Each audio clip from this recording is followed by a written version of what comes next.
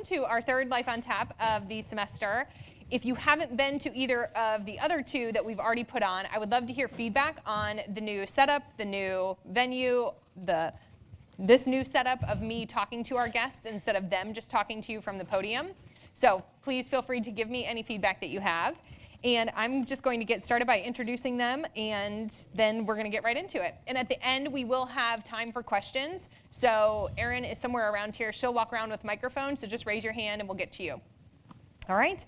Well, I want to say welcome to Colleen Harmon. She graduated in 2013. She is the new director of the Young Leaders Program at the Heritage Foundation. She just recently got promoted, so hopefully you'll tell us about that. Previously, she worked as an executive assistant and scheduler for a member of Congress from Pennsylvania. She is currently pursuing a master's in government from Hillsdale College. Cyrus Artz graduated in 2010. He serves as staff director for the Republican staff of the U.S. House Education and Labor Committee. That is a mouthful. Previous Capitol Hill jobs have included chief of staff and legislative director to Representative Virginia Fox and parliamentarian for the committee. He majored in political science and economics here at Christendom. So you'll give them a hand to welcome them. Thank you all. So the purpose of Life on Tap, which I believe you both have come and spoke before, so you kind of know the drill, but today we're going to, I sent you all a few questions in advance, just a spoiler alert, so they could prepare a little bit. But we really want to talk, the students want to know more about what it is that you do, how you got from Christendom to there. So we'd love to hear any stories you have as we go along. So can you talk to us first about how you knew that you wanted to pursue a career in public policy, politics, working in DC in general, and kind of what was your path to discovering that? Sure. Feels really loud. No. So I was always really interested in social studies, and obviously I chose here at Christendom to major in political science in large part as a freshman when I thought about that because I didn't want to have to take Latin. So went from philosophy to political science, but I do think at the end of the day that was the right choice for me just based on my interests. But I really cared about social studies and I cared about the news. And I, my family was very active in the Right to Life movement, so I think that's true of most people in this room. And they were particularly interested in the legislative aspect of it. Some people, do great work with sidewalk counseling. Other people are prayer warriors. There's just different roles. And my family was really active in my home state of North Dakota and trying to get additional pro-life laws passed there. Making sure that we had pro-life legislators and a pro-life mayor and things like that.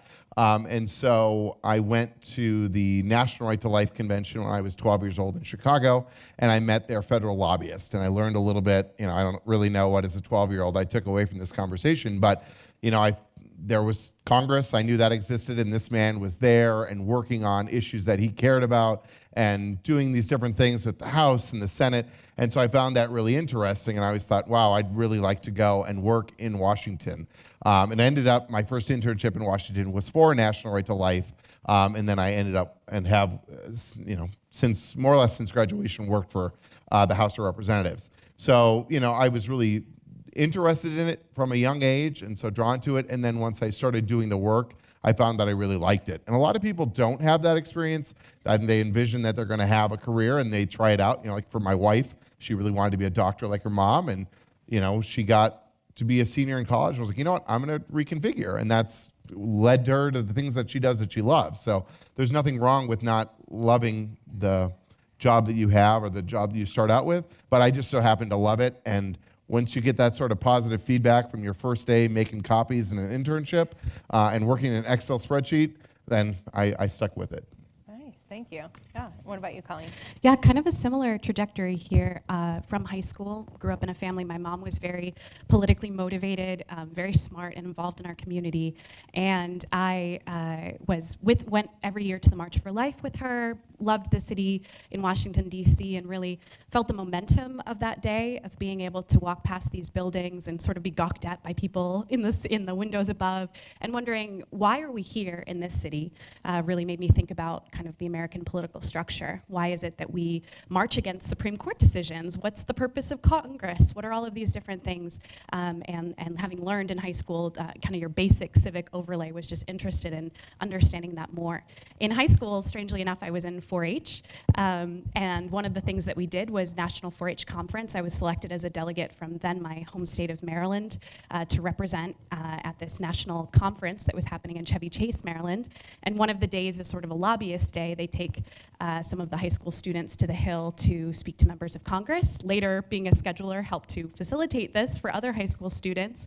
But there was something really meaningful and powerful about kind of being dressed up on Capitol Hill on a 10:30 in the morning and realizing that there was important work being done there, and that unlike other countries in the world, the doors were open to the American people to speak to their members of Congress about issues that they really cared about, and that was really moving to me.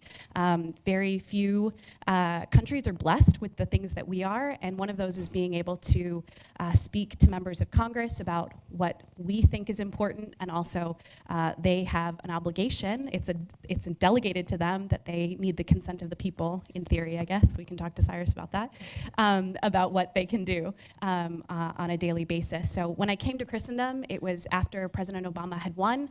I entered into Christendom in 2009. I think Tom can probably verify that my application essay had something to do with that. I wanted to go to law school and decided not to major in political science here because we had a very strong English department, as I'm sure all of you know. And I appreciated the intersection of theology and philosophy and political science and anthropology that goes into English, of telling a story about a person in a particular period of time. And so that led me during my summers at home to do internships in the Senate. I did internships in the House of Representatives, and also did one at the Heritage Foundation, which led me to my first job working in the Center for Principles in Politics, which is about American political theory. So I was assisting researchers that were studying, kind of driving down at that question of what separates America from other countries, what certain philosophies and ideas make it unique among nations and unique in the world, and especially from our Christendom education that teaches that there's a twitch upon a thread, there's a salvation history that we're all living a part of. How do I understand myself within that story? How can I help to bring about what's good and true in the country that I live in and that I love? So it's been more of a journey, and we can talk more about that, but a lot of it is making prayerful decisions, and always kind of when that little spark happens in you, like Cyrus said, if something that is a mundane task is exciting because it's a part of something bigger, that's usually a good instinct that that small little fire that God's put in you is starting to sizzle a little bit, and you should follow that call more often than not. So, yeah. Oh, I appreciate that. Thank you. Okay, so tell us what it is that you all do. Not kind of the day-to-day, but also what is your role and what have your previous roles been? So, because I think students have this grand idea of what it's like to work in DC, but what is it actually like to work in there? And so tell us more about your kind of day-to-day work. Sure. Well, maybe some of you have been to Rome, maybe some of you intend to. I was always struck in Rome when you're near St. Peter's and looking at these beautiful ancient sites. I never felt like I got tired of them. I never felt like I was got away from being in awe of where you were. And DC is very similar to me. I never feel as if the site of the Capitol building or the Supreme Court building, what they represent, you don't get tired of it. And so part of it is being surrounded by this really beautiful history, a really complicated history, and feeling that on the one hand, there's a lot of pressure on you day to day to be a part of that and be a part of it well. But then day to day, you have tasks that are expected of you from your bosses, and it's hard to sometimes make them fit into that kind of grand idea of the project that we're participating in.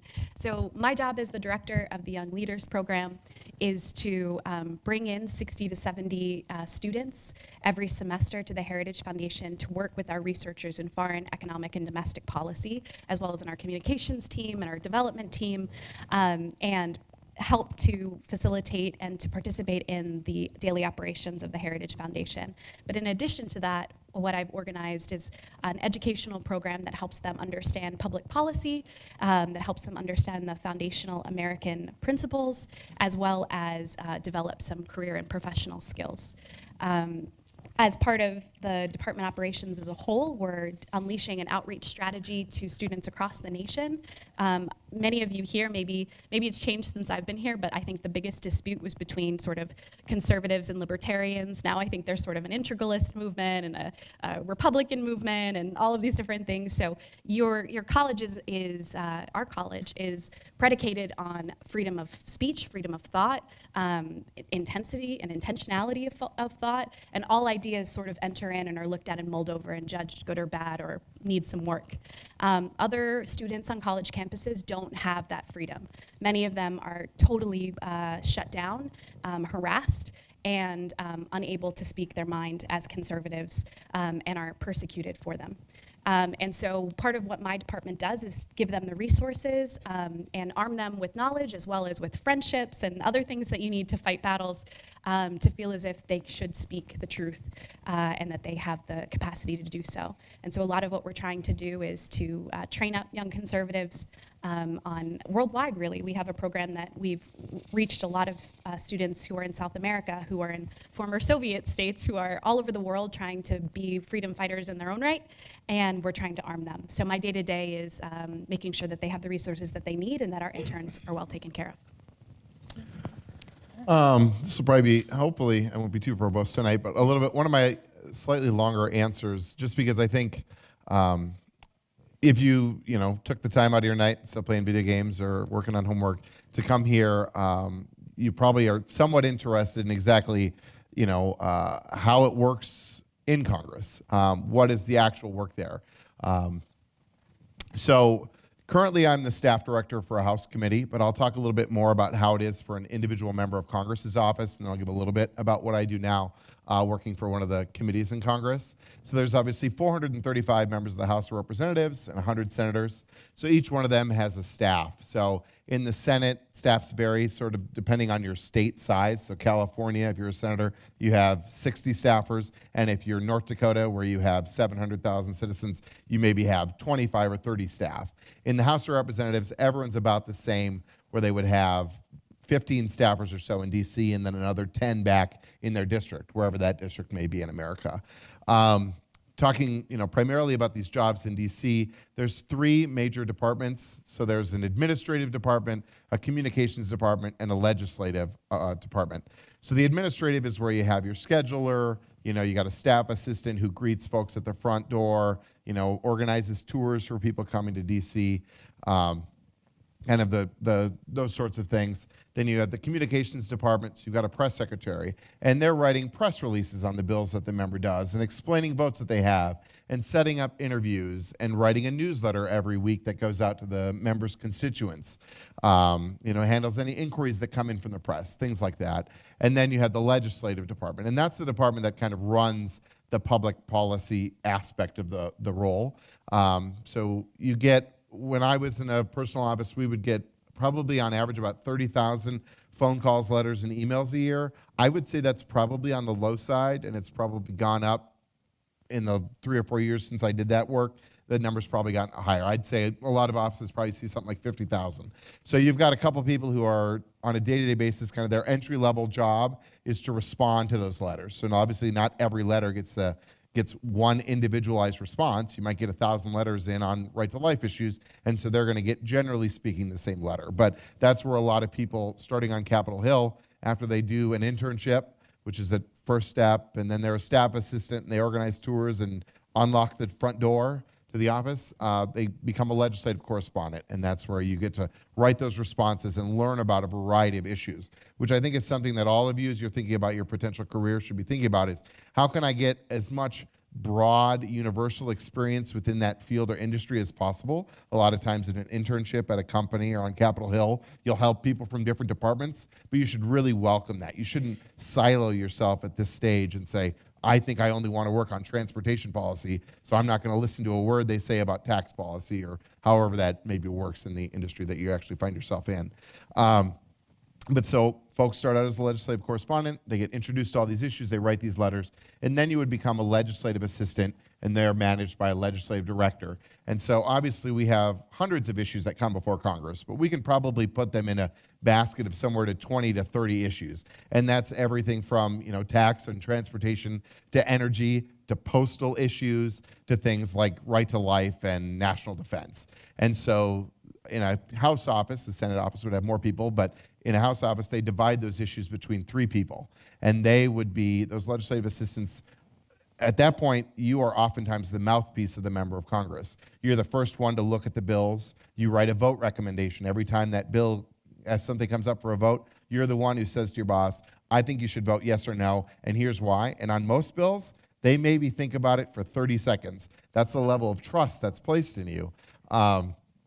And then you also, if the member feels strongly about an issue, you might write a bill. You'd work with the committees that member serves on to get those bills to pass the House of Representatives and become a law.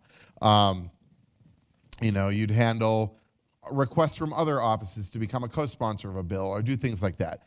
You would meet with lobbyists or constituents or other stakeholders who care about legislation. So that's really where the kind of meat and potatoes of public policy works. You start thinking, like, what does the Heritage Foundation say about transportation policy? And, what do my constituents want? But my boss is very conservative and they don't believe maybe the federal government has this role, but the constituents want a bunch of free money. So how are you supposed to navigate that and balance all those things? And I would very happily have a couple more beers and sit over there for about an hour and talk about the different things that you consider when you make those recommendations. But that's kind of like where the meat and potatoes of public policy works.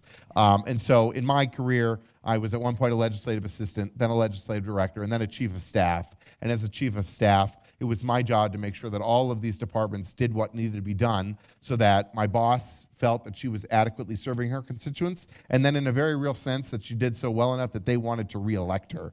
Because, if I didn't believe in what my boss was doing and that they should be there, then I should be working for someone else or doing something else. So making sure that our campaign infrastructure and organization was doing the job that needed to be done as well was important. But at the end of the day, you're the last, should be the first person there and certainly the last to go home at night because you're talking to the member about, here's what the legislative staff is recommending, here's what I think, or here's an area we need to invest in more, or, boss, you went on the television and you said something really, really unwise, and here's how I think you could phrase that better next time, or why we need to avoid that topic, or do whatever. So you're kind of much more at that point a manager and a pinch hitter, and hopefully you're delegating and letting people kind of have that freedom to do their work, but you do need to be there and present to make sure that if things get awry, that you do it or you don't miss opportunities. And then now, so I was chief of staff for a couple of years, and then now I'm the staff director, which is he'll speak for chief of staff for the House Committee on Education and Labor. So there's 20 standing committees in the House, everything from Veterans Affairs to Natural Resources to Transportation. Don't know why transportation is the word of the evening for me.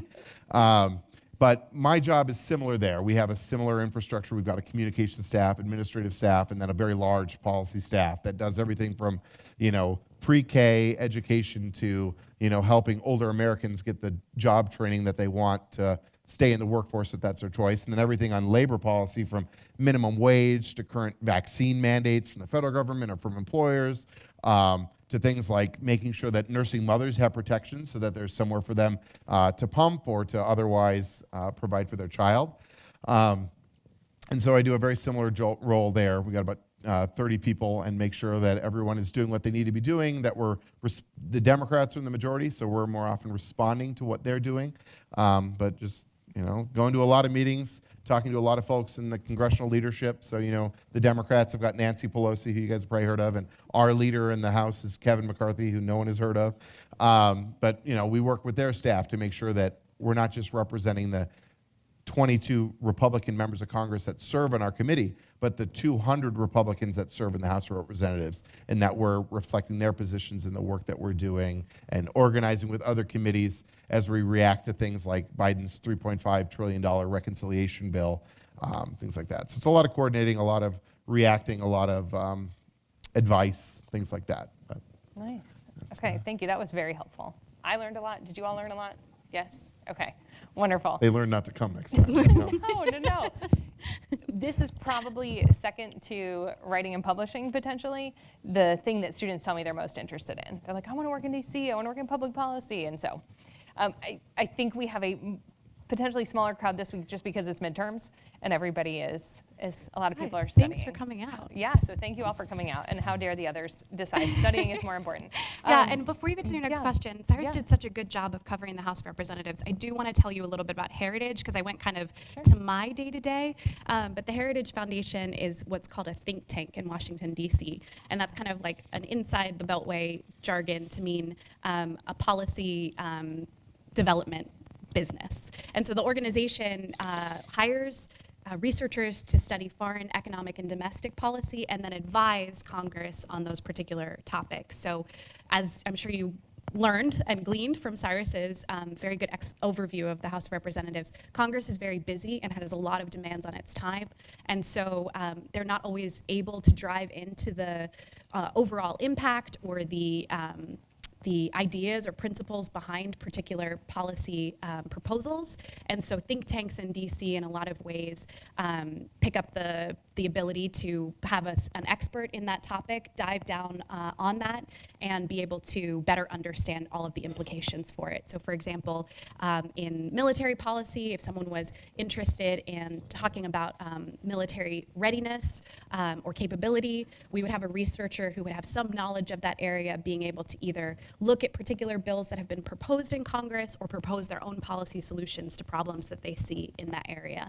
And so we're kind of outside of Congress. The Heritage Foundation is unique in that our primary audience is the Senate and the House, but that's part of where I work in kind of a supporting administrative role for them. But as if you're interested, Maggie Black was a great intern for us this past summer. She can give you more information, but it's a little bit of a different and unique organization in Washington, D.C. Thanks for letting me jump in there. Yeah, no, that's very helpful. Thank you. And actually, I'll go ahead and just kind of announce our thing coming up. November 1st, we are actually going to visit Colleen at the Heritage Foundation. So you will find out more information about it as we get all of the details prepared. But if you are interested in learning more and going on site, we will be traveling there. Maggie's going to help me plan everything. And we've done it, we did it, gosh, 2 years ago, Yes. maybe? So it'll be fun to go back up there. That way you can actually see it you all can see it in motion, so to speak. So both of you all mentioned getting internships, and obviously you run an internship program, but can you all talk about the importance of internships and how to go about getting them? Because are they very competitive? Are different organizations more competitive? Are they all paid or are they unpaid? All the things that our students want to know. I'll let Colleen talk a little bit more about how to get an internship, but I'll talk briefly about just how important they are and the value that I think that they have for you. So I loved my time at Christening. I got so much from this college. I'm happy to, drove out here tonight to support the college, write my little check every once in a while to support the college, do whatever. So what I'm about to say is going to be controversial, but if I look back on a semester at Christendom and what I use from that semester on a day-to-day basis, I don't use that every single day. Obviously, philosophically, and our faith informs every moment of our life. But I think about, I spent a lot of money to be here for those months. And then I think about, I went and I did an internship, and I could have been back in North Dakota working somewhere and making money, but I had to instead spend money to find a place to stay in DC and to be there. But on a day-to-day basis, I use those things every day. I use Excel, and I copy things, and I know how an office works, and I made the connections that led me to get a job and a career. And so, we all, whatever college you go to, you make a big investment to go and to be in those classes and to have that college experience, to make those relationships. But you do not want to fail to make a similar investment and a real investment in yourself, in your ability to have a career and a livelihood for the rest of your life. And so I certainly think I got more than my money's worth out of it. And I had to call my dad a few times on a Thursday afternoon because people were going out after work and I had $3 to my name and I wanted to buy 2 beers at happy hour. And the man loaned me some money that I paid him back later. But just do be willing to have those conversations with your parents. Do be willing to look at that yourself. Think about other ways you can save money or how you can prepare for that. But internships are absolutely and totally vital to getting a job, and it's almost impossible to get a job on the Hill without Hill experience, and the first Hill experience you will get is an internship. But I'll let Colleen.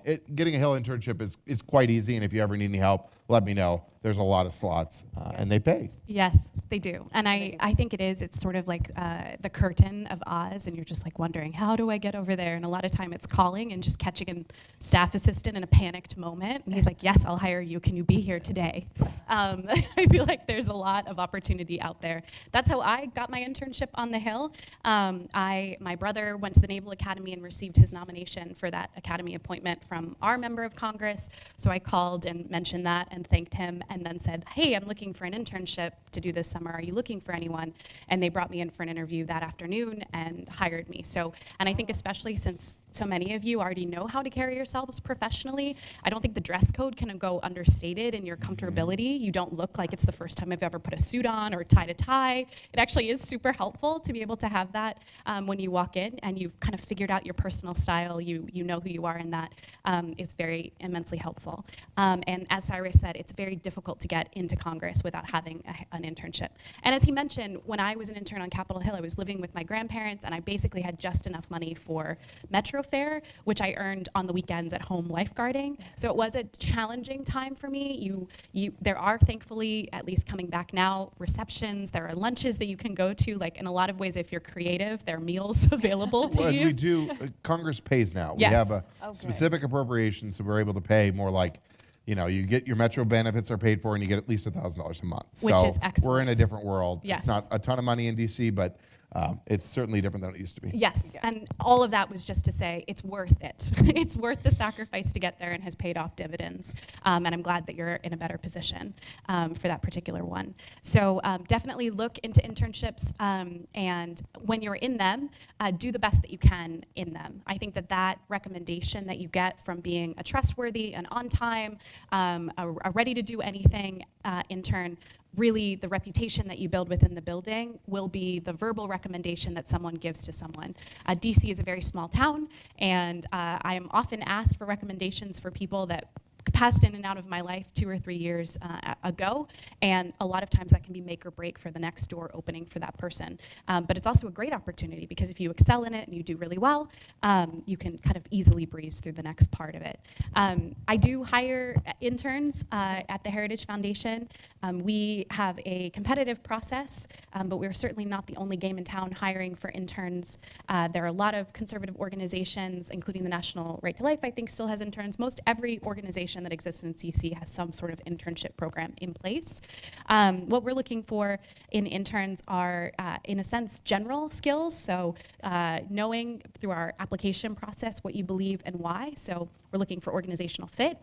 So why you are a conservative, a libertarian, whatever it is that you are, how you articulate those particular thoughts, and then a couple policy questions, which I think many of you would find very easy. Some maybe you'd find more difficult, but it's just to kind of glean how you think about things and how you work on a daily basis. And then those interns go into either a research center. So we have our economists, we have our foreign policy guys who are at desks around the world, our defense technology policy, national security, immigration, all of these different things.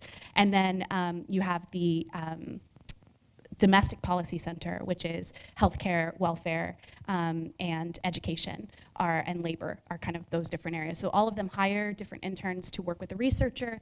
On an average day, you might be putting together talking points for your researcher to maybe do a Fox News hit on an event that's happened in your region. You might be helping them prepare testimony for before Congress.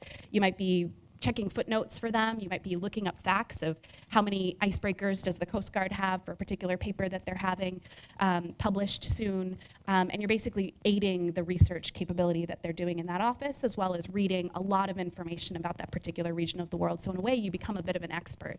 And Cyrus had talked about in Congress how you create a lot of issues, letters for a lot of issues to respond to people. The beauty of this position is that you kind of become an expert in one area. So if you're interested in international relations, if you're interested in policies happening in the Middle East or in Asia, this is a great way for you to tap into those areas of the world. Sometimes it requires, I'm talking specifically about research, but we'll get to other ones, some specialization.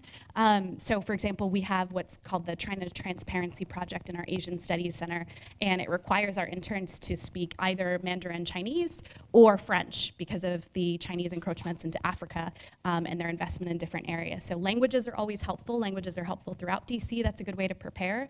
But when it comes down to it, the rumors are true. Being able to speak well, being able to write well, and being able to articulate yourself as a normal person in an email or on the phone are huge bonus points to do well in those particular internships. And especially as you move into the communications or supporting administrative roles, being able to articulate an idea in a way that the average person can understand. The joke is, as a member of Congress can understand, I don't mean that slightingly, but being able to put that information out there to, I think sometimes we write so high and academically, we've been taught metaphysics, we have this big vocabulary of things, but your average American just needs to kind of have you tell it to them straight and feel from your writing that you're speaking from the heart. So these are things you can develop while you're here, and I know we'll get into that a little bit later, but taking every opportunity to do something as simple as meet with your professor to talk about how you can write better, starting to write for whatever student newspapers are on campus, or maybe thinking about publishing on some of the websites that are out there, and just work on developing different styles of writing, really work on developing professional emails to your professors as a practice point, to anyone else you're communicating with. There are a lot of ways that when you first apply for an internship, you present yourself. It's kind of the first impression. So even when you're calling that congressional office and saying, hello, I'm looking for an internship, saying, hey, you got any internships might not be the best way to start because you're going to be answering the phone as an essential job as an intern. So start thinking through those different ways that you can present yourself professionally so that people have a no-brainer decision to make when you get through their door. I hope that's okay. Yeah, no, thank you for those tips. I was going to say, can we talk about outside of an internship, what are other things that they could be doing? Are there people they should be connecting with? Are there events they should be attending? Like you said, building their professionalism skills. Are there other skills they could be working on? So kind of a general, what else can they be doing? You guys answered a lot. You guys Sure. Is there anything else? Yes, I would caution you from publishing. Writing for the Christendom, is the Rambler still here? The Rambler, and The Rambler. there's a new one coming as well, a new magazine. Awesome. The more, the better. I Unrambler. certainly think it's great to write here at Christendom within this community and to get editors on you. And, hopefully, I gleaned so much. I failed the grammar test when I came to Christendom and had to take the grammar course, really enjoyed it. Mrs. Rice is a fun teacher and made me cookies. But anyway, so make sure you're strong in that area. So, and I've done fine, passed the grammar test, evidently it's stuck. But writing well is good. Just be careful about publishing because you're still very new to the philosophies and thoughts that you're going to have down the road, and you don't want to have somebody turned off in 2 or 3 years because you took a stand on something and that doesn't, like AI just doesn't want to work with somebody who did that. And, obviously that doesn't mean that we are not proudly Catholic and pro-life and all these other things. And I don't think we need to hide our light under a bushel basket, but we should also appreciate the different stages and phases we are in life. And so you don't want to just blast congressional Republicans because of Mitch McConnell decided to pass a debt limit, and how could he possibly do that? And then down the road you want to work in the Senate, and that person happens to be a Mitch McConnell alum. Pick your battles and wait a little bit maybe before you go hardcore on the internet. Or come look at Heritage. Yeah. My preparation at Christendom that I thought was really good was I read 2 things every day my senior year. National Review has a blog called The Corner. That was one. And the other was SCOTUS blog.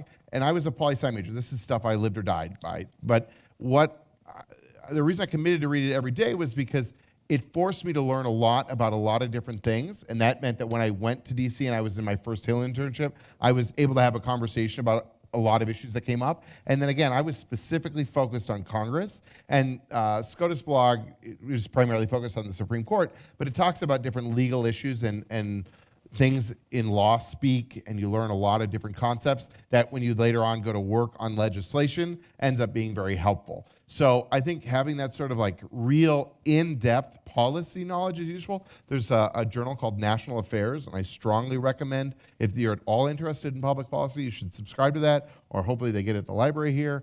And I would read that cover to cover. It only comes out once every 4 years, and it's like 120 pages. So I strongly recommend that. But again, once you get to the interview process, you want to be able to represent yourself well. Your internship will be just really a 3-month-long interview as they try to get to know whether or not you're worth investing energy in and knowing you and having a relationship going forward. Anytime you can get to an event in DC, do something with Heritage or the Leadership Institute or any of that other stuff, I think those things are good. You just want to, it's a quantity over quality thing. Quality is great, but you might think, wow, I went to Capitol Hill and I met Mitch McConnell's chief of staff, and so now I'm going to have a career in politics. That's not how it works. You might run into Colleen's assistant at a bar, and that gets you a job, and then 4 years later, you're where you are, all because you ran that with that one random person. So anytime they do things like this here at Christendom, or there's an opportunity to go to DC, or to get to know the Virginia, it's not right, Virginia Right to Life, but get to know the people who are active in that. Take advantage of that. You just want to grow your network and do as much as you can, and then become knowledgeable as well. So Yeah, Colleen has thank things I missed. I don't know about that. I think the biggest thing for me that I realized when I had completed my internship first and then returned to school was the sort of different conception and time that I had. Days at when you're in college are dictated by kind of your class schedule for that semester, and then how much time you sort of have in a semester base moving forward. And we tend to think in kind of that limited view. And when you graduate, time sort of stretches out before you in a very intimidating way, and you're not really sure how to fill that. But specifically in day-to-day, I would kind of get up and go to breakfast, maybe go to a 9:30 class, go to mass, go to lunch, and then I would have maybe 3 or 4 hours until my next class, which I usually opted to go hang out with friends or go to the student lounge, and there just wasn't really a structure to the day. And then the next day would be different, and the next day would be different, and I would be kind of sitting around on Sunday night being like, wow, I have so much work to do because I just didn't do it during that day. I don't know if that sounds familiar to any of you, but it was certainly a very real reality for me. And so I think what the most important thing that I learned from my internship was to really approach college like it was a job, and that my classes were like meetings that I had to attend and be prepared for. And that was a very different way to approach it.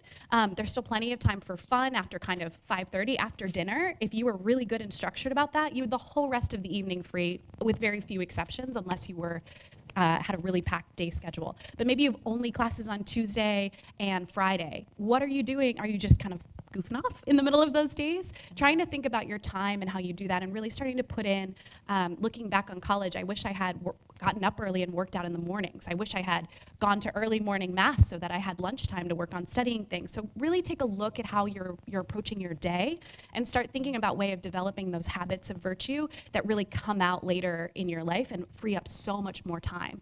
If I could have left after my 4:30 class and driven to DC for a happy hour or to see a cool lecture, that would have been great. I was limited only by my kind of work ethic and my ability to do that. And then I could spend the day in DC on the weekends, or just reframing kind of how to think about it. So just food for thought. If I could go back and give advice, it would be start thinking about time a little bit more differently. And your vocation as a student, I'm sure all of you are really excellent students because you've somehow carved enough time to be here tonight, which is great. But start thinking about that in terms of the vocation part having a work component to it, in which you prepare for that. But I would just say that, especially for the internship overall tips, you should understand kind of the American project. That shouldn't be a controversial topic, and maybe it's not for many of you. Obviously, you're all here because you're politically interested. I think there's a tendency sometimes in Catholic circles to feel alienated from the American founding with understanding those things that come along with that. It hasn't been a perfect bargain. There has been a lot of persecution, but I think Catholics in America right now should be proud that they're American and proud to be Catholic.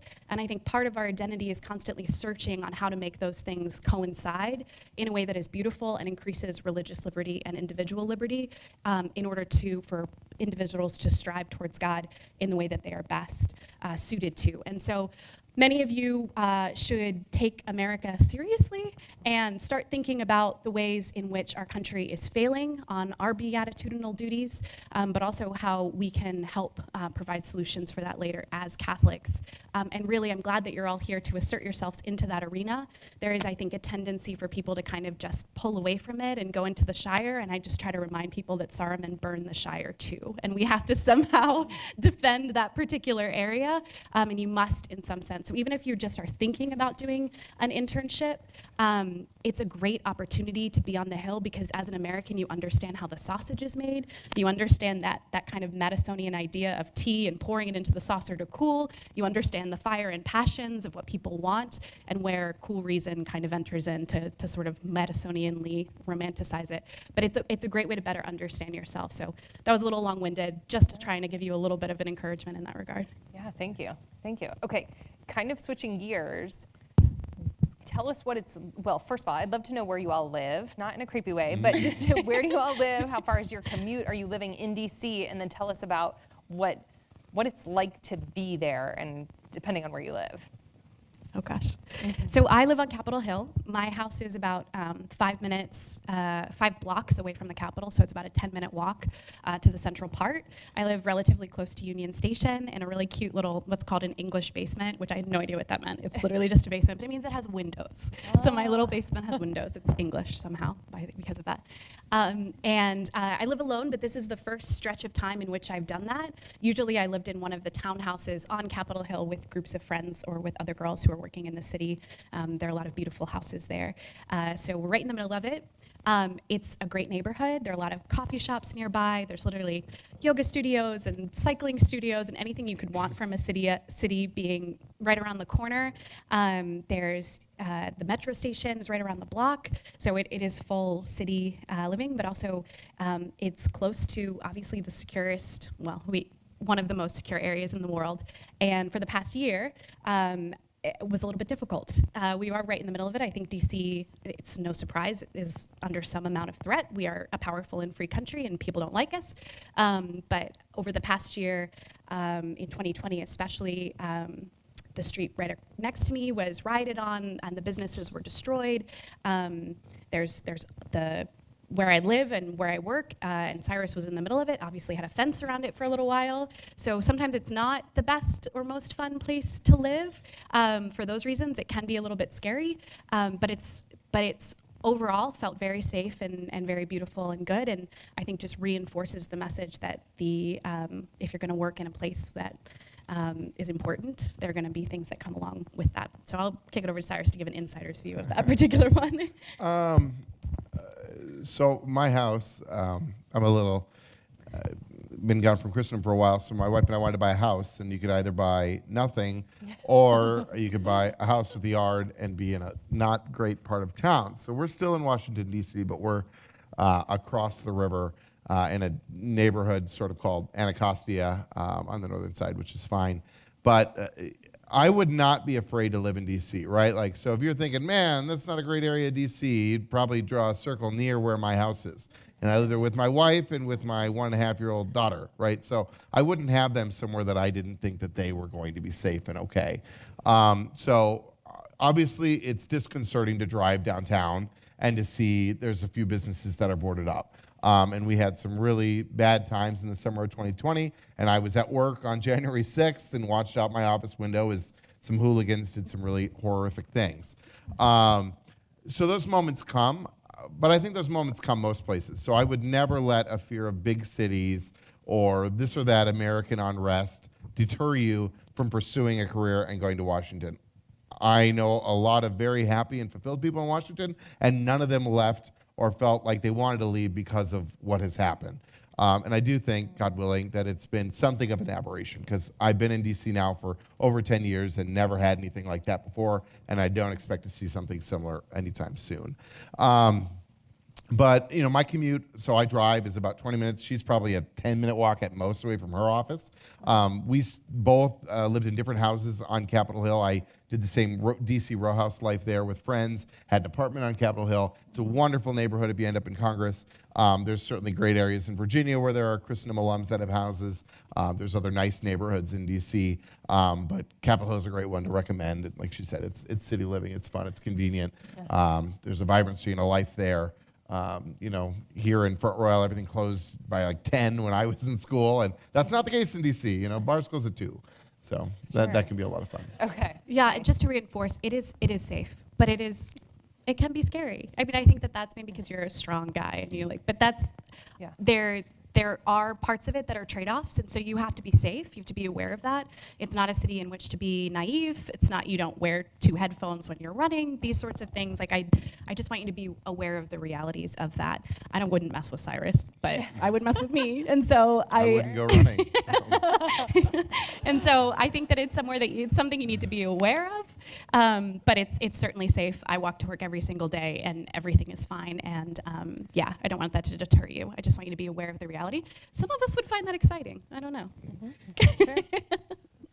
All right. So this might be kind of tough to answer, but why are there not more Christendom students in DC right now? Is there something that's keeping them from it? Is there something our students should know about, or is there something you can say to inspire them to get in there? You're just looking at me. I know. I'm happy to take it. I'm happy to tell. I'm probably more willing to.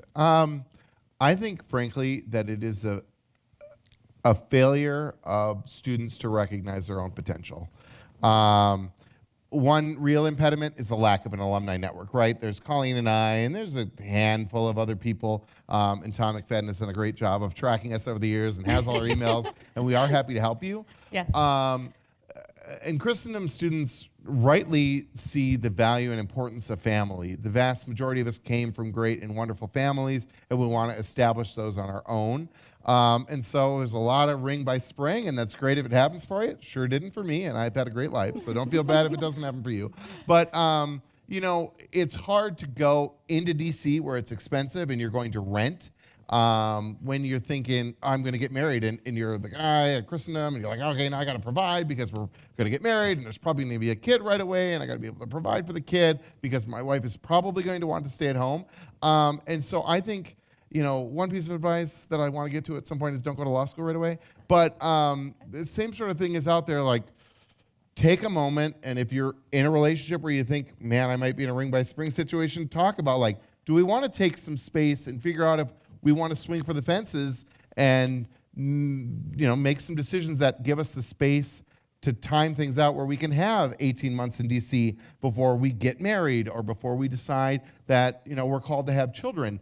And for other people, it's just know that we have done it. It wasn't easy. When I went, I wouldn't say I did anything all that special, but when I went to DC, there was no member of Congress or senator from North Dakota that was Republican. I'm obviously Republican. And most people on Capitol Hill get their job working for their home state. And I didn't have that opportunity, but I got lucky and it worked. So it's not easy, but there are enough of us here to help you. You can do it, and regardless of what your family status is or your family wealth, my dad still drives a school bus. So when I was asking him to borrow money to buy beer, it was a real sacrifice for him. My parents loaned me some money and helped me get started. But be willing, if you feel at all called to do that, go to the chapel, go to the nice new chapel, get some really good fancy prayers said, and then just do it. And, come out for 3 months and do a summer, commit to move there for a year, just be bold and brave and let the rest of life be a little patient. Yeah, and look us up. We'll buy you dinner. We'll make you dinner. We're happy to help you. I will not cook for you, but I'll cook at his house. So I think I agree with that. I don't think marriage is the only reason that people are not crossing the Rubicon or the Potomac in this particular instance. I think that a lot of it, when I expressed and did my internship, and when I was leaving to do my internship in the city, I had 2 professors separately tell me I wouldn't last a year in that city. And it was very disheartening for me because I thought it was a bit of a referendum on my mental toughness and my heart and all of these different things. And it was tough, but I think I'm now coming up on my 8th year in DC, and I think that little jab kind of motivated me to stay there, but also to really examine why I was there. So I understand the sentiment. This is not meant to blame professors from telling you can't do things. That's not my intention, and those professors aren't here anymore. But I think that so much of this comes down to understanding the why of what you're doing, and understanding what it is for. And so I think that there is a lot of confusion about kind of what success looks like. And a lot of, as Cyrus so eloquently put it, like there's not this desire to kind of recognize and realize your own full potential. And also, on the flip side of that, it doesn't need to be like, I can be great. People need you. Like, I don't think I can express to you enough how difficult it is to find solidly pro-life interns who can speak about this issue as if they're speaking about football scores. It's so ingrained in all of you about the dignity and worth of human life and what it means to help and support mothers as well as babies, and what this does to the country, and how that jurisprudence has poisoned our judicial system. All of you could probably speak about that in your sleep. It is so difficult to find someone in DC that has that formation. And pick any issue, the understanding of what a good education is, the dignity of work. All of these things are real issues that real people struggle to express. And so we start to talk about tabulations and Excel files and what the data says, and it just totally disconnects from people. And all of you have been given a beautiful education and a beautiful founding that allows you to express these ideas to others. And I think that there is a lack of courage. I don't want to accuse you of being uncourageous, but these are big, scary issues. I can't express to you enough. I know that I sound like a fundraising letter, but now more than ever, these things are coming to a head. And I think that since I left college, our country is, in a sense, a little less free than it was before. Cyrus might disagree with me.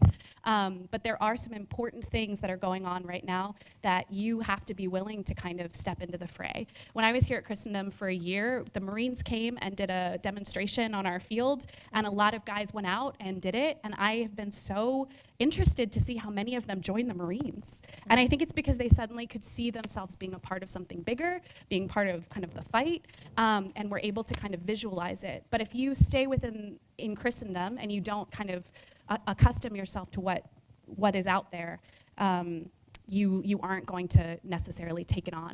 It is big, it is scary, there are a lot of challenges, but we have great faith in you, in your ability to do that, and I think the country really depends on your willingness to do that.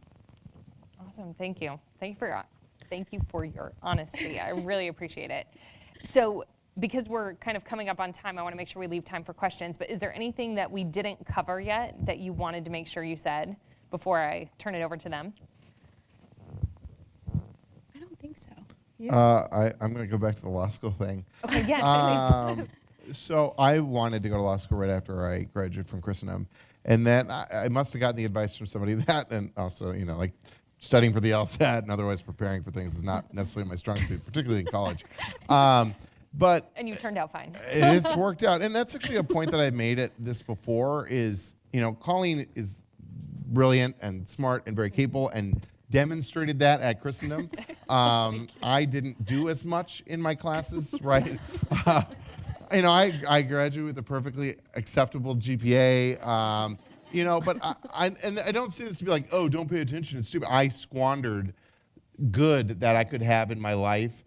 I squandered some of that investment that I made in coming to Christendom, and so I don't think it's a good thing. But I do also want to tell you that if you messed up in your freshman year, or you should have gone to class yesterday, it doesn't mean that there's no hope for you. You don't just need to move back to your parents' house and go work at the gas station.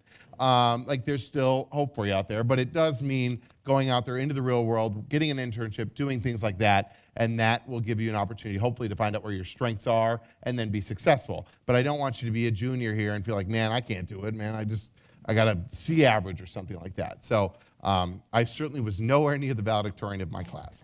But then the law school thing is, law school is a very big investment of time and money, and it's just a fact that there are more lawyers than America needs right now. So a lot of people are like, I want to go into public policy. I want to go to Congress. I want to do these things in Washington. I'm going to have to be a lawyer. And the simple answer is you do not. I am not a lawyer, and I have risen as high as you can rise in Congress. But even if you want to become a lawyer, and there are a small number of opportunities and positions in DC that can only be filled by lawyers, and most of them aren't that exciting and interesting. I happen to find some of them quite interesting, but really they're not the best ones, but they're there. Or you really, really want to be a lawyer, you will almost certainly be a better lawyer or go into it better or get into a better law school if you take a year off and go do something. And so I might have just saved you $150,000 in law school. I hope that's the case, or helped you get into Harvard. But either way, that's just something to think about. A lot of people in this area really want to go to law school, and I think it's a good thing, and it can be great for you. But don't just think, oh, I'm just going to graduate from here, I'm going to go to law school, and then I'm going to get a $150,000 a year job, and I'm only going to work 40 hours a week. That's not how the world works. If you want to talk more about it, I can. Okay, wonderful. So Thank you. that's it. But Yeah. I'm excited to hear your questions. Yeah. I think also, and I want to get to your questions too, and this is just, I'm very happy I can say this with all of you here. This is a great time for discernment for all of you. You're kind of doing your duty every single day as best you can. Develop your prayer life. I know that said a lot. There are a lot of difficult and challenging moments and heavy things that happen, and nothing can be said more of a great state of grace. I was trying to decide whether I was worried about getting promoted. It's only a couple weeks for directorship, and I just didn't really know if I wasn't promoted, was I going to be able to stay? What did that look like? And I received an alumni card from one of you after I had received the promotion, it had been dated the day that I was offered the promotion. And that was really special to me as an alumni. It's a great program that Paul has going on, but it also forever connects you to kind of that idea of no matter how big or unsolvable that problem seems, no matter if the future is just uncertain, there's nothing that a great state of grace or an hour before the Blessed Sacrament that can't work out for you. So if you're uncertain about your future, he speaks to so many of our saints in chapels. Again, you have a very fancy and beautiful one now, which is really quite a blessing, but you also have our beautiful chapel that we know with you. That can't be understated, and as you're going through these different career processes and times of discernment, really put that high on your priority list of helping you kind of make these decisions. That would be my last piece of advice. Yeah, awesome, thank you. Okay, we will turn it to you all. What questions do you all have? This is your chance.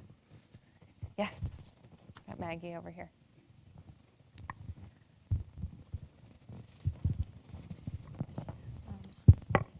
Okay, hi. Thank you both so much for coming. Just so wonderful to have alumni back on campus. And nice to see you again, Colleen. My question is, how do you go about cultivating an authentic Catholic community in DC? I know there are so many churches there, and there are so many, great opportunities that way. But how do you form it, like, within your friend group and, like, where you live and where you work? So there are existing communities. There's tons of young Catholics, and a lot of, I'd argue, the cream of the crop of the alumni from to the extent there is cream of the crop from Steubenville, but there's great UD people, there's great Steubenville people, Abe people, whoever else, right? So there's a lot of people with a similar college background, and then there's Benedictine or whatever, but there's just also a lot of young Catholics that end up in DC, and they are organized. So there's a Catholic young adult group. They do like a monthly mass, and that was a great group that I was a part of in the past. They do one of the great things they do is a monthly outreach to the homeless as well. So like there's a great service component as well, which is something I think myself and a lot of us could do better at remembering the necessity of. On the Hill, there's a Catholic Staff Association. There's, I think, a few key parishes that people go to when they're young and more active in their faith. So Immaculate Conception is one that's downtown. And has got a great young priest and very interested. There's a Catholic Information Center in downtown DC, is kind of like keeping the Catholic intellectual life alive for folks. Definitely it's something else that I've forgotten, but there's a lot of people, and you can find Catholic roommates through a great little Facebook group. that a ton of people have used, things like that. Yeah, I think there are a lot of events too that Catholics primarily attend. So the Ethics and Public Policy Center, the Catholic Information Center, as was mentioned, a few other groups host kind of monthly lectures in non-coronavirus months, and you can meet a lot of Catholics there as well. And then I think just you naturally organize. There are a lot of Catholics at Heritage that you kind of know from going to daily mass. Honestly, going to daily mass is a great way to meet other young Catholics too, though it's kind of difficult to carve out the time sometimes. But yeah, I think you hit all of them. The major thing is just realizing that you're really blessed with a really wonderful community here, and it's difficult to replicate outside. But I would recommend that you find housemates that are Catholic, because that opens up another network as well. You also kind of are all on the same page about how you live together, kind of what your lifestyle is, which is super helpful too. That can help in the long run. And then just actively living and talking about your faith, I feel like opens a lot of doors. I have been so floored to watch so many of my friends become Catholic over the past 8 years. I would say 12 to 15 to 20 people have converted to Catholicism since I've been there, close friends of mine. And it was all God, it wasn't me, but so many of them were just attracted to kind of this a lot of my friends have really beautiful ways of speaking about things and integrating it into their lives and what they talk about and into their work. And I think people are very attracted to that. There are also a bunch of kind of intellectual life too. They're very smart people in DC, obviously, and they also kind of happen to be Catholic. So there's like the Cincinnatus Society and Ciceronian Society, some debate clubs, which are great. So if you want to come to DC and meet other Catholics, the best way to start is with the Catholics you know, and then just go to the events that you have from there. Awesome. Yes, up here.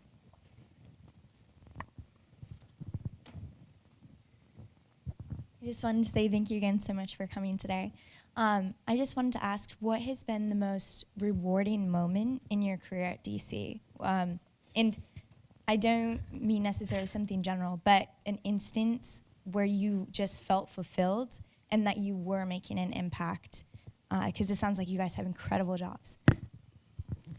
Gosh. That's a big That question. is a big question. I can think of two, but I don't know, it might be controversial. So the Heritage Foundation debates the Cato Institute every year. Every summer, our interns go up against each other. And the Cato Institute is a very libertarian organization. I disagree with them on a lot of things. They're squishy to say the least and like progressive to say the worst.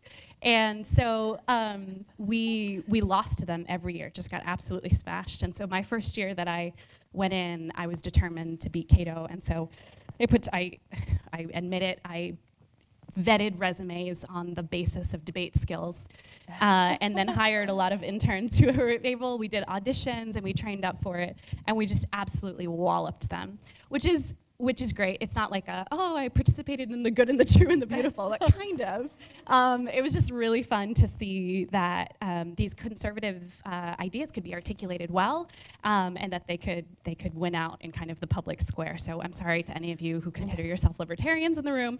I'll be having beers over there to talk you out of your issues later, if you would like. But there certainly, that was a really great moment. But I think also, every time we graduate interns is a really fulfilling moment for me, because you can really see the growth of those students. And I'm sure Kristen has seen that, all of your professors, to see you come in as a freshman and not really know what you're doing, and then to graduate into kind of a polished professional who's on a trajectory, Maggie being a grand example of that, and to go on to establish other things, to establish new clubs, to have this great potential, to have made great friends.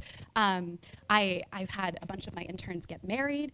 And so it's been beautiful to see their lives better enriched by the work that we're doing. That makes it that much more fulfilling and beautiful. But be Cato. I mean, thinking about the rewarding moments, so, the public policy aspect of it was always the thing that I was most interested in and passionate about. And I talked early on about the balancing act that you have to make between you are an elected official and you have constituents and you have large industries in your district and you have, a variety, you have your leadership who wants to win a majority or keep a majority and so needs you to vote a certain way to keep, your political party in power, or a president who has strong opinions. And then you also have your first principles. And a lot of times those are in conflict. And there's, times we live in this life. We aren't in heaven. We have an imperfect situation, and you can't always advance the good through perfection. And so I think some of my proudest moments have been helping my boss navigate those difficult moments and voting, recommending, and then having her vote in ways that I think are consistent with her first principles, those conservative principles. Fortunately, never a question when it comes to life or anything like that. But, being in difficult situations where I think we can advance the cause of conservatism through those votes. And so, being there in some really difficult situations where votes are close and there's a lot of pressure from different places. But I'll talk about my most rewarding thing early on was as an intern. And I'm going to tell the story just to tell you guys that, it wasn't anything special that happened, but it was a really great opportunity for me. And it was good on my resume for years. And I was an intern. My first internship on Capitol Hill was for the Conservative Caucus in the House of Representatives. It's called the Republican Study Committee. I was an intern there, and one day I was bored in my internship. And when you're bored in your internship, do your best for as long as possible to read work-related things. You can only read, political for so long, so maybe you'll check your Facebook at 3 o'clock, but try. And I read that Cuba had been elected to the UN Human Rights Council. I think it was going to be the vice chair. And I thought that was ridiculous for obvious reasons. And I said, so I happened to encounter our foreign affairs staffer that day, and I said, we should send a letter to the president and tell him to stop this Cuba Human Rights Council nonsense at the UN, because Obama had joined the UN Human Rights Council, which Bush hadn't, so it was a big thing. We're now at the table, so we should do something with that. And she was like, okay, great. Well, you write the letter. So I went back to my desk, and I stayed late that night. I wrote a 4-page letter, and I turned it into them, and they were like, this is ridiculously long, but they were kind and courteous enough that they sat down and they edited it, and they got it approved. And then they went out to my then boss, was a member of Congress, Tom Price, and he sent it out to Republicans and Democrats and said, will you sign this letter with me to the president? And we ended up having 31 Republicans and a Democrat sign on to that letter. I got a Democrat to sign on that letter. And so that was just a really great opportunity, in my first 6 weeks, to look around and say, you know what, I literally got to print the piece of paper and scan it and then send it off to the White House. Again, the copier is really handy. But so that was a really, really rewarding moment early and gave me some confidence that my ideas aren't all total trash. I am clearly too verbose, but with an editor and with a team, we can get some things done. So that was a good early moment. Beautiful. Thank you all. All right. Yes, back here. Lots of questions. Promise we'll get to you. Hey, so I was just curious to know if you guys had any tips or tricks on getting internships. Yeah, for me, it's we have a pretty extensive application, as Maggie can tell you. But I think it's helpful because I think it helps you, as I said, better understand what you believe and why. So, for example, we'll ask what political, ideology, which is the wrong word, do you subscribe to? And there's all kinds of drop-down menu options: traditional conservative, libertarian, fiscal conservative, socialist, whatever it is. And then we do have people apply who are socialists. And then they put down, you have to write a statement of why that is. And so in that, it's kind of serves a couple purposes.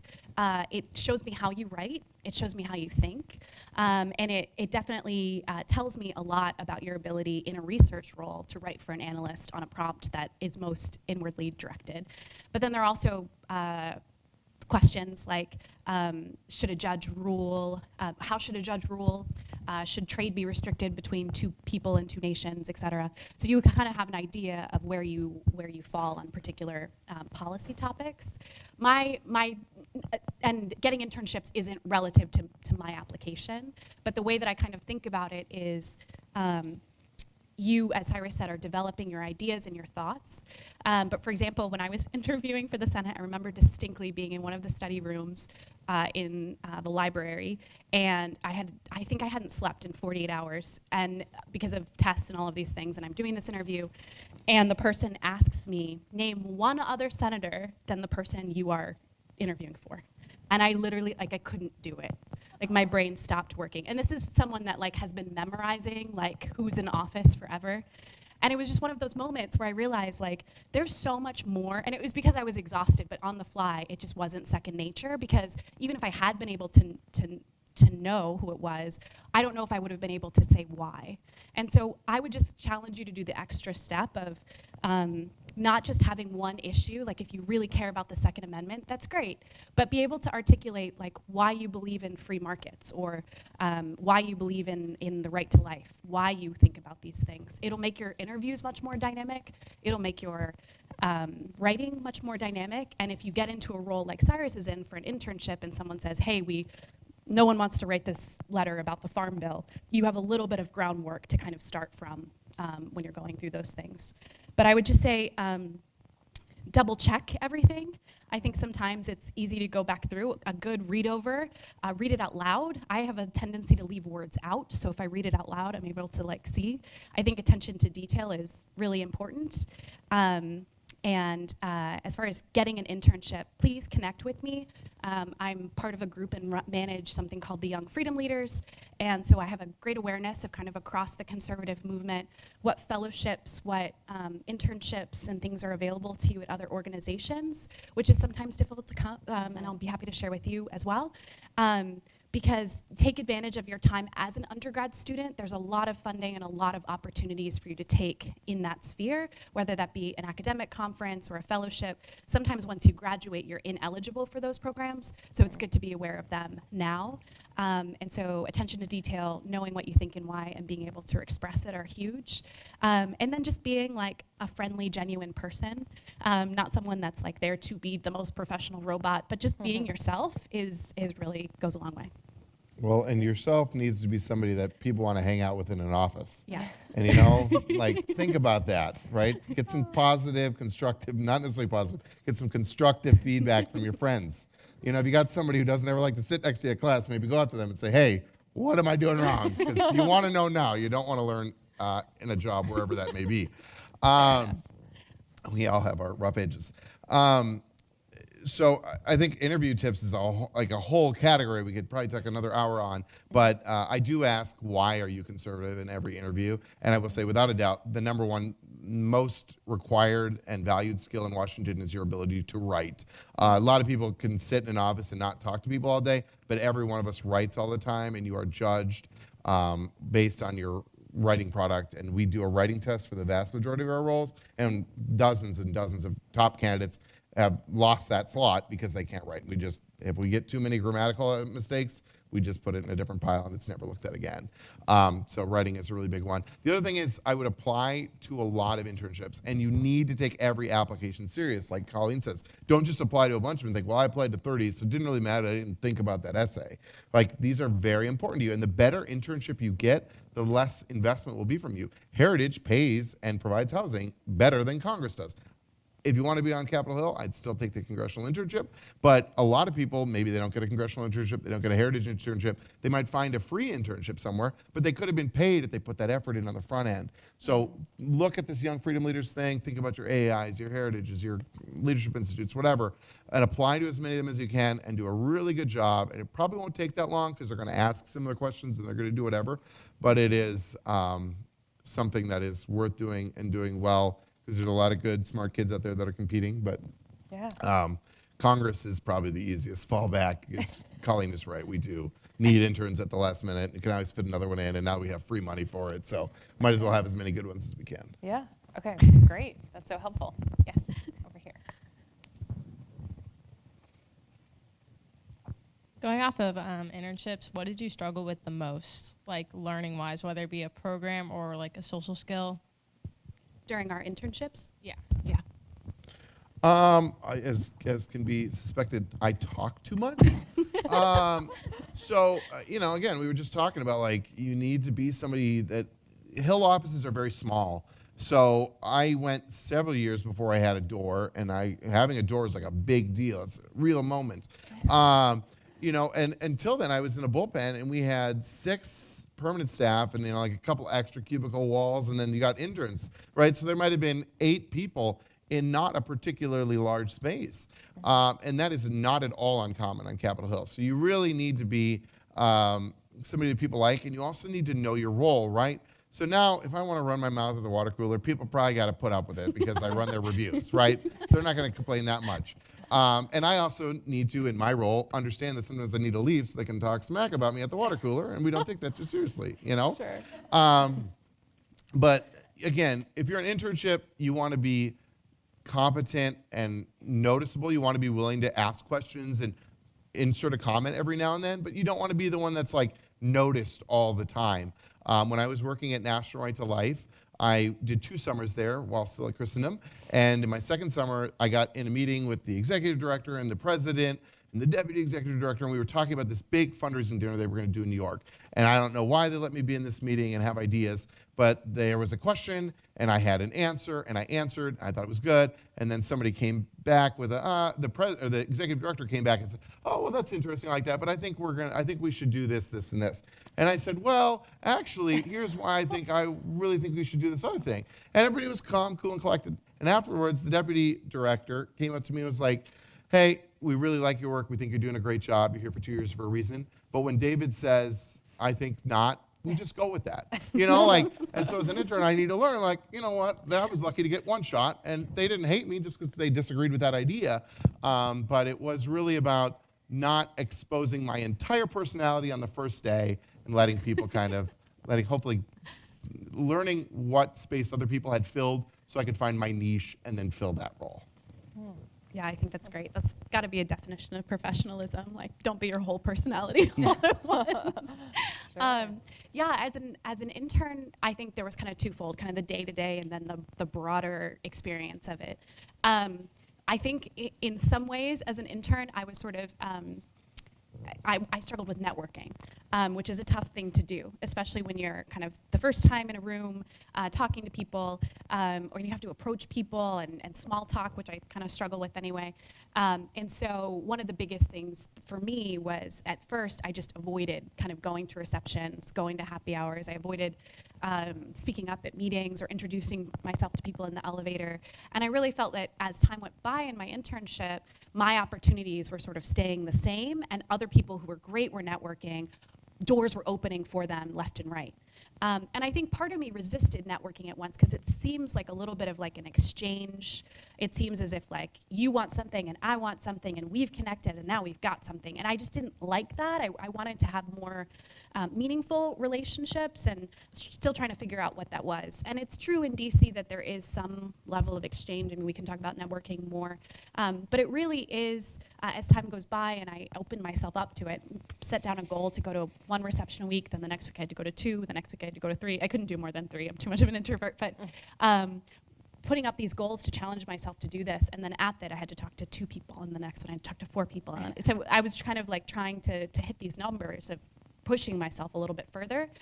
I realized that I had a lot more in common with people, and there was a lot more of an organic friendship that happened from it that wasn't just like an awkward card exchange and then you call me or don't call me or whatever I had imagined that it was. People are people, and if you really take the time to get to know them, you find that you have a lot in common. I would say probably 25 to 30% of the people I never saw or talked to again, but many of them I saw frequently within the same circles or at the same events, and it was kind of nice to have a familiar face. And about 10% of those really opened doors and opportunities, or invited me to new events, or had coffee with me and helped me think through a particular problem. So I would just say to open yourself up to that a little bit more. I found that really challenging. And then just day to day, in my internship, I think finding a way to figure out, like Cyrus was saying, how to articulate a problem that was going on. And what I mean by that is, I was working in development at Heritage as an intern, and I was given a lot of responsibility with the membership line, and then they sort of upgraded me to helping with the documents. For those of you who might work in the development department, you know this, like people give gifts, and sometimes things go wrong, and you have to help them. And so I was giving a lot of responsibility. And so at one point I realized, through a couple processes, that something in the system needed to be fixed. And I had to think through, how do I articulate this to my boss in such a way that shows that I have completely thought through this problem. There isn't another way to do it. I've exhausted all of my options, and I'm going to try to provide a solution to what the variants of problems are. So I sort of let the problem happen for 2 to 3 weeks so I could collect data on like what was going on, and then wrote up a memo to give them. And they basically called me into the vice president of development's office and had me present to him this entire thing. But it wasn't me kind of taking off my headphones first and being like, hey, we got a problem here. Like, my attitude going into it was, how do I articulate what the problem? I mean, the truth of the matter was, I was afraid that they were going to think I wasn't doing my work well, so I wanted to kind of like figure out how to do it if I was doing it wrong. But you as an intern add a lot of depth to that. Like, yes, there's a lot of copies and there's day-to-day. But honestly, like when I was working on the Hill as a scheduler, the interns printing off documents and taking them to the Capitol, which seems like a very mundane task, is actually an essential function of the office because no one else has the time to do that and it needs to be done.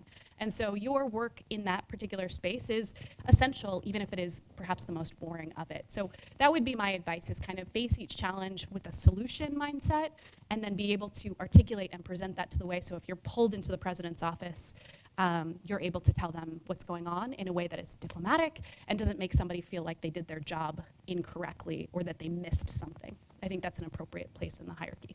And I'm going to caveat my response by saying, obviously, as an extrovert, I have a different aspect of my personality that I need to think about and be thoughtful about. And if you don't know which person you are, am I too shy, am I not? Again, ask your friends. You're sitting next to people here who've got a really good read for who you are. But obviously for an introvert, things are different, and you probably should show more of your personality, or you should definitely go out there. Again, as I've said before, a lot of things in Washington are about quantity and not about quality. You certainly want quality, and quality will come, but oftentimes you can't find the true quality or understand the quality if you don't meet a lot of people and go to a lot of things and learn a lot of different things. So, you got to know yourself, but that's, I think, important to recognize that not everyone's this loud, and that's great. Yes. Okay. What other questions do we have? Lucy? All the way up front. From the Canadian. Maybe one or two more? Hi, thank you so much for your answers so far. I was wondering, so Cyrus, you said that you worked for Right to Life for 2 summers. I was just wondering how you would talk about your pro-life experiences in like an interview with an employer who say isn't like-minded, who isn't pro-life, and how you would pitch those internships or those pro-life experiences as valuable to you. And yeah. It's a great question. I will say that I think if an employer is closed-minded to your experience in the pro-life movement, they won't call you in for an interview. So if you're in for an interview and they've seen your resume and you aren't hiding that, then I think I wouldn't be extremely apprehensive about that. I do think you want to be thoughtful about how you approach it. Man, I haven't really thought about it, but I just generally think you want to express your professionalism and competence and that you gain skills through that. And another thing, so there's a lot I got from the pro-life movement. I learned how to work hard. I worked with other people. We advanced the mission. We learned lessons. But also that it demonstrates that you're willing to work for things that you believe in and that you are passionate and you care about things, and that work and your life is not a 9-to-5 for you. You're not focused on just going home and watching Sports Center or knitting, but you look at the world outside and you want to improve it, and you believe, through your conversation with this potential employer and through your research on that company, that this is another place you can make an impact. It would be a very different type of impact, but that's the case, and that you will bring similar passion to that. And the final thing that I would say is reassure them that you know that their name is on the door, and that when you're working for them, you're working to advance their purposes and their goals, and that's your priority. That's what you're thinking about in that job. So, I think that was a great opportunity when I was, volunteering for Students for Life, to learn about how to be successful in an office environment, how to work with coworkers, and how to advance the cause that I believed in. But here, working for you is an opportunity for me to learn additional skills and contribute to a company that I also believe in, and a place that I'm willing to give my loyalty and attention to as long as I'm an employee here. So you just got to address it on the head. But again, don't be afraid. I think they wouldn't have called you if they were super concerned about it.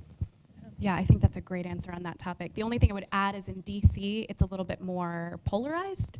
I don't think Cyrus and I would ever work for someone in DC that wasn't pro-life on Capitol Hill, because eventually votes come up and you have to advise them, so it doesn't work in their favor because you don't have an interest in what they perhaps would do, or you are somehow cooperating in a decision you do not actually want to make. So it's a little bit different, I think, in the political spectrum, but outside of DC, I think Cyrus's advice all applies. Well, or for the jobs in DC that aren't directly politically related or directly affiliated with one particular political ideology. Okay, yeah. All right. Last question over here, because we are almost at 9 o'clock, you guys. This has been great. You have so much wisdom and stuff to share. I appreciate it. Y'all are very patient. So. Thank you so much for coming. So my question is, obviously working so hard for the conservative movement, sometimes the left does seem to put a very strong foot forward. And so when bills are passed, or it just seems like in certain instances the tide is kind of turning against you, how do you deal with frustration and kind of remain hopeful? God wins Yeah. at the end of the day, and he doesn't win for us every battle in this life the way that we want him to win it for us. And frankly, he expects us to work as if he's not flipping a switch for us or snapping his finger. So that's God wins has been an important mantra for me for years. The other thing is, I'm 35 now. I've been in this business for roughly 12 years. And so you've seen the highs and lows. I was there when Obama won, and they were writing, conservative movement is dead pieces while I was still at Christendom. And then I went to D.C. while Democrats controlled all of Washington, House, Senate, with 60 votes in the Senate at one point. So all these issues they're having about getting to 50 was not a problem for them then, well, at least not in the same sense.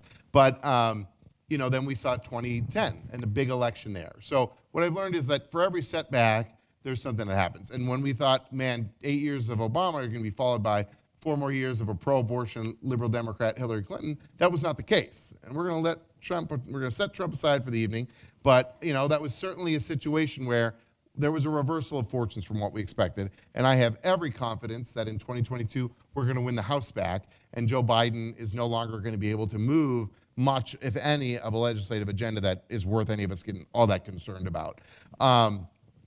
And the other thing is, you're talking about Democrats putting their best foot forward. I mean, look around. The last 2 or 3 months have been a wonderful re-education for Americans that Democrats don't have a good foot to put forward. They got their opportunity. They more or less control Washington, and they're floundering from everything from Afghanistan to their inability to spend all of the money that they could think of in their reconciliation package.